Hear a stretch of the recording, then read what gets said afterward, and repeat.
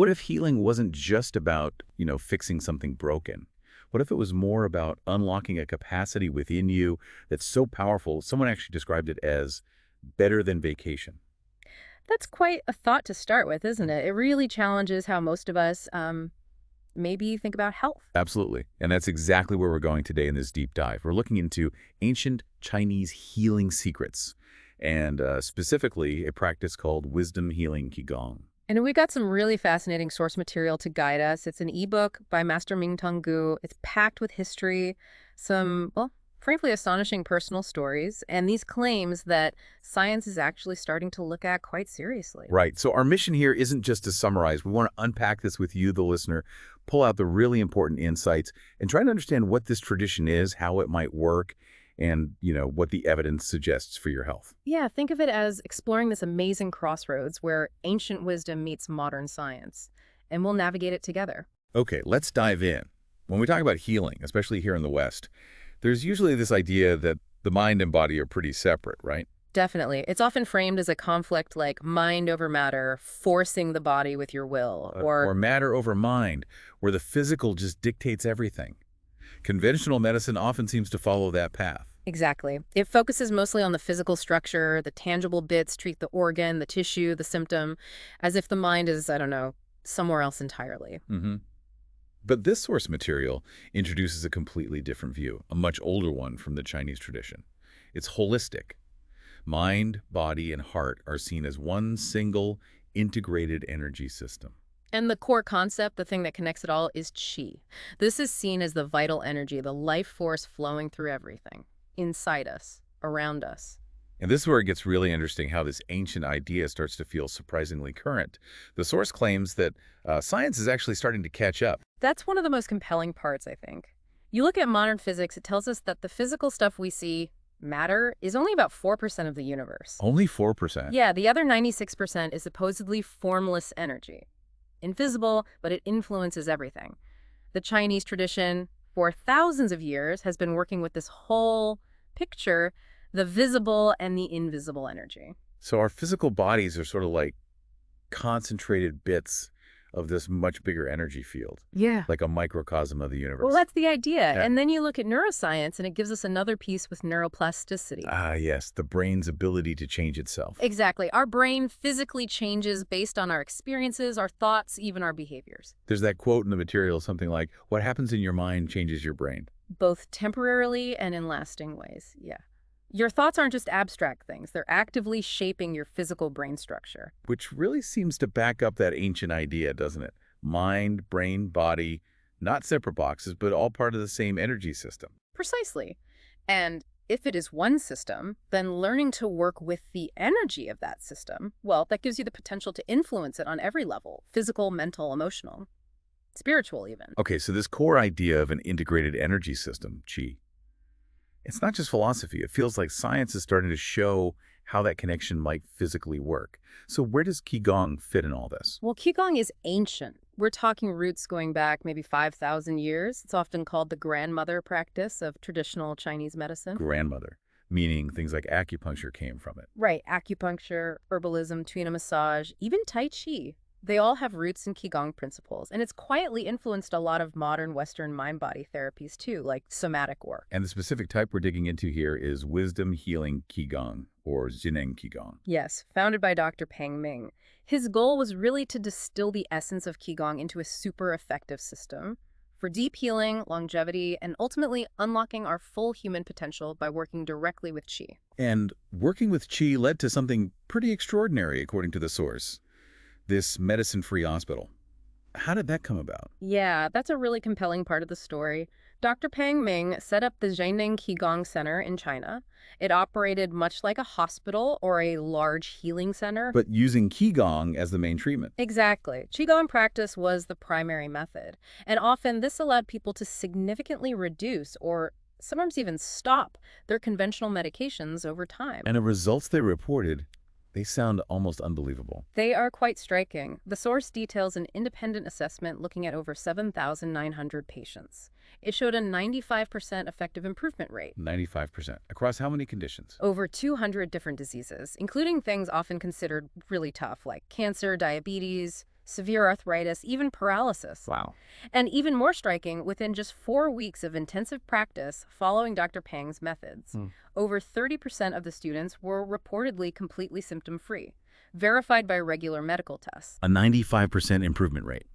30% symptom-free in a month. It's hard to process numbers like that. It makes Dr. Peng's idea, using the mind's intelligence to direct qi, to reform the body, sound less abstract. It really gives it weight. And the source brings this home through Master Go's own story. He talks about his childhood struggling with severe asthma, scoliosis, chronic pain, things doctors told him were incurable. And he went to the center. Yes, and he committed, practiced intensively for months. And there's that powerful story about his asthma, isn't there? Connected to releasing some deep tension and a childhood trauma. Yes, he describes how through the Qigong practice, he started releasing this sort of energetic imprint and the emotional stuff from a near-drowning experience he had as a child. It was stored in his body. And is that cleared? The severe asthma symptoms just disappeared completely. And later, with more practice, his scoliosis, which doctors said couldn't be fixed, also showed major improvement, symptoms resolved. Hearing stories like that is just incredibly powerful. And the source shares others too, right? People with significant shifts. Oh, absolutely. There's Bianca Mole, diagnosed with Parkinson's, severe tremors, pain. And she practiced consistently. Very consistently, like 3 hours a day. Her neurologist later said she was, quote, showing no signs of Parkinson's at all. No signs at all for Parkinson's. That's remarkable. Then there's Jay Bunker. Stage 4 head and neck cancer. It had spread. He started practicing really intensively. 3 months later, a PT-CT scan showed a 50% reduction in his cancerous tumors. 50% reduction. And didn't he also have another tumor, a benign one? Yes, on his acoustic nerve, a schwannoma causing tinnitus, that shrunk too. And the source notes that's pretty rare for that type of tumor, only happens in maybe 8% of cases. Wow. But Jay emphasizes it wasn't just the physical healing. He talks about this profound internal shift, feeling happier, more energetic, connecting with his life purpose, a sense of spiritual oneness. The source really is filled with these accounts. Michelle, who had debilitating migraines for 25 years, gone. Plus improvements in arthritis, frozen shoulder. Tom, recovering from multiple serious illnesses and surgeries, feeling fully alive again after a retreat.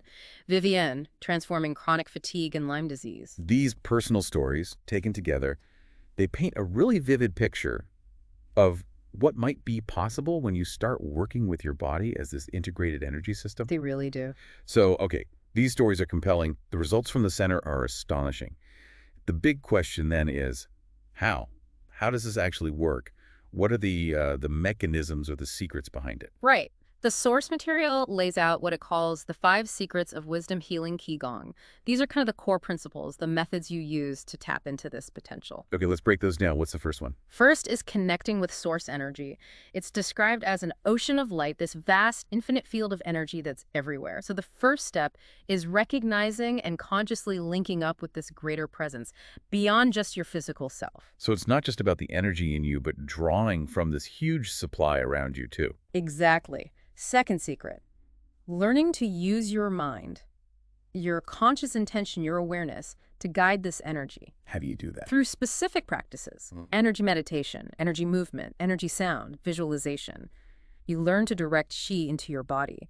The idea is it clears blockages and activates your body's own healing ability right down to the cellular level. Using focused intention to direct qi, like Dr. Peng talked about. What's number 3?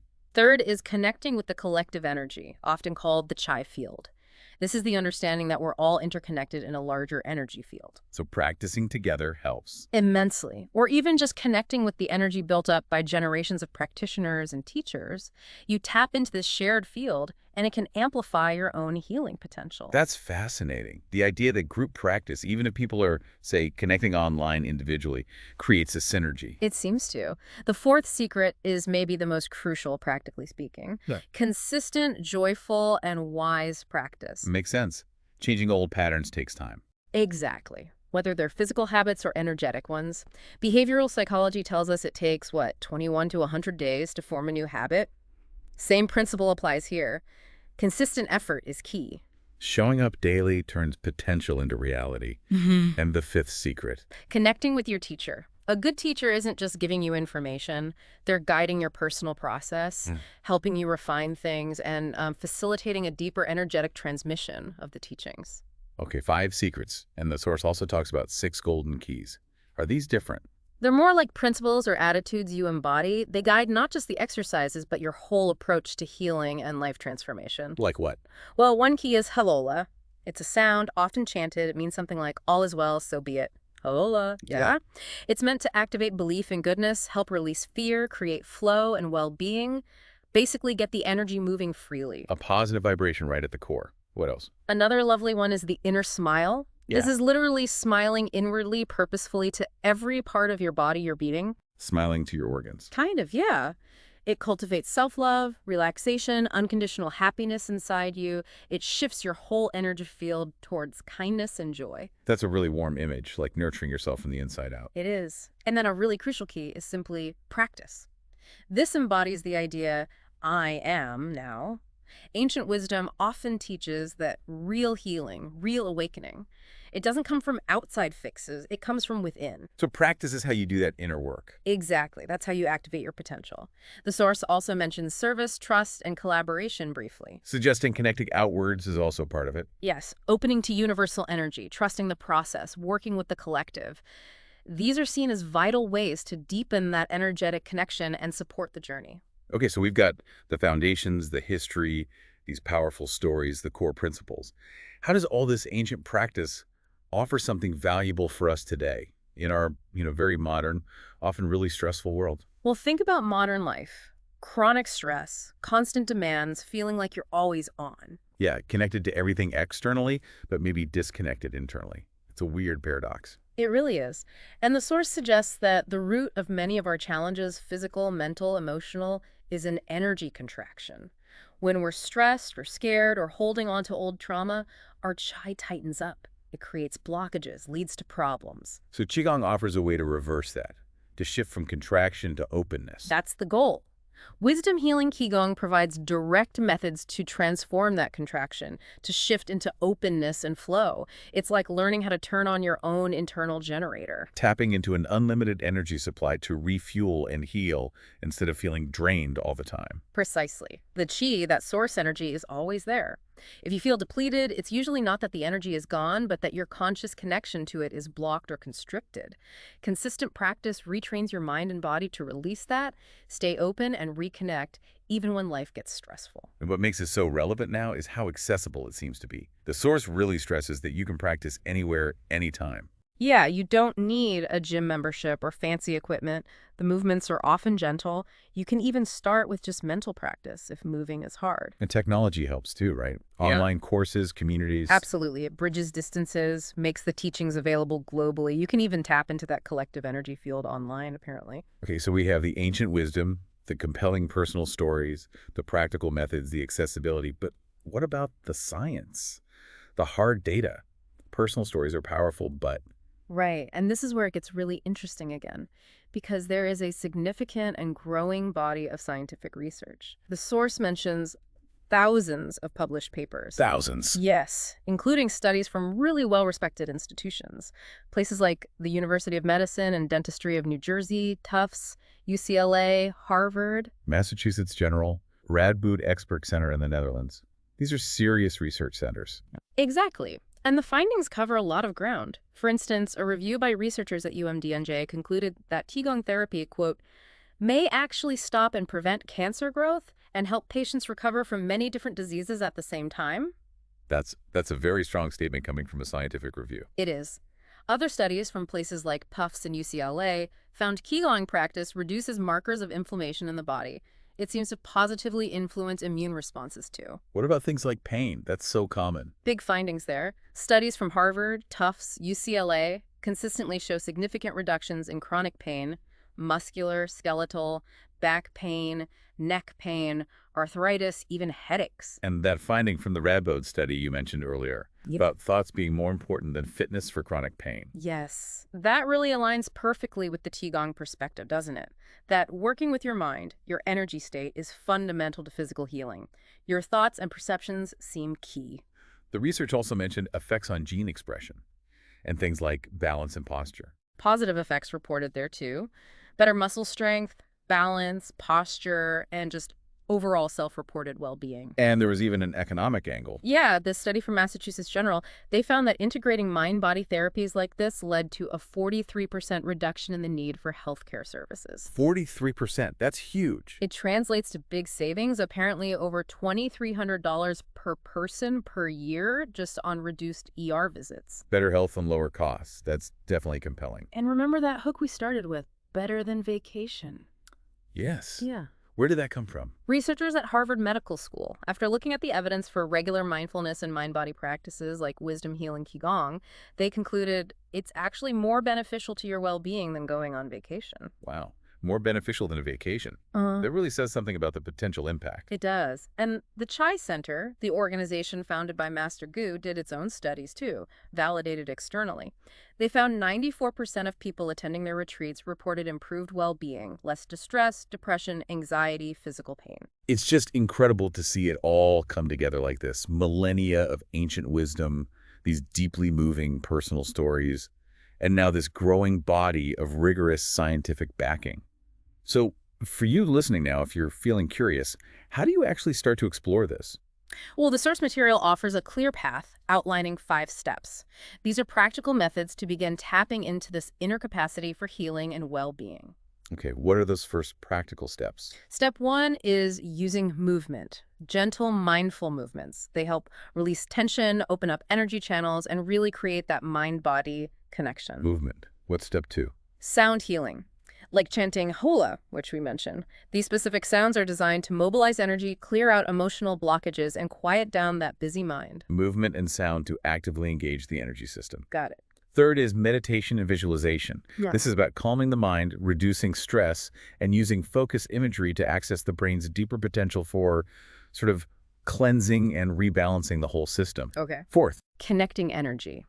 This is about practicing specifically to strengthen that integrated mind-heart-body connection we talked about, fostering wholeness, releasing deep-seated tension, both physical and energetic. and the final step, number 5. Experiencing oneness in everyday life. This is about cultivating that deeper sense of connection to the universe, to other people, to the vital energy flowing through everything. It helps dissolve feelings of separation, isolation, and brings back a sense of purpose and belonging. So it sounds like it's about shifting your perspective, seeing challenges not just as external problems to fix, but maybe as expressions of energy blockages inside that you can actually work with and free up using these methods. Exactly. It's a path that really goes beyond just treating symptoms or illness. It's aimed at healing all aspects of your life, moving towards a more integrated, whole state, and really re-empowering yourself from the inside out. So if someone's listening and thinking, okay, I want to try this, what's the basic advice for getting started? The source suggests starting simply. Maybe find an online course for guidance. Or just try some gentle movements, make some sounds like howala, use simple visualizations. Whatever feels right. That initial desire, that curiosity, that's the spark. But consistency is key, right? Absolutely. Consistent, joyful practice is where the transformation really seems to happen. They recommend practicing at the beginning and end of the day, if possible, kind of bookending your day with that energetic connection. Waking up your energy in the morning and winding down mindfully at night. Yes. And the encouragement in the source is really powerful. It basically says, if you feel like you've tried everything else, exploring healing from within, using wisdom healing Qi, well, it offers a completely new pathway to more joy, more well-being. It's about reconnecting with that incredible life energy that's already flowing through all of us and re-empowering yourself. And for anyone who wants to take that step, or just learn more about the tradition, the studies, the resource mentioned throughout the source material is www.chiacenter.com. That's right. That's the place to find more info, look into online courses, and learn about those healing intensive retreats they mention, including opportunities to work directly with Master Mingtong Gu. Wow. Well, this has been a truly fascinating deep dive. From understanding ourselves as these integrated energy systems to seeing how ancient practices, backed by incredible stories and solid science, might unlock really profound healing. It's a powerful reminder of the potential we might all have within us. It really underscores that idea, doesn't it? That true well-being might come from activating that integrated mind-body-heart energy system, the Qi, and that this path, it's accessible, it's supported by thousands of years of wisdom, and increasingly by modern evidence. Which leaves us with a final, maybe provocative thought for you, our listener. to consider. Given everything we've explored today, the potential shown by ancient tradition, by personal transformation, by scientific inquiry, what untapped capacity for healing, for energy, for well-being might you already hold within your own being, just waiting to be fully recognized and reawakened? Something to reflect on. We really encourage you to explore that question for yourself. And you can start that exploration, if you choose, at www.chicenter.com.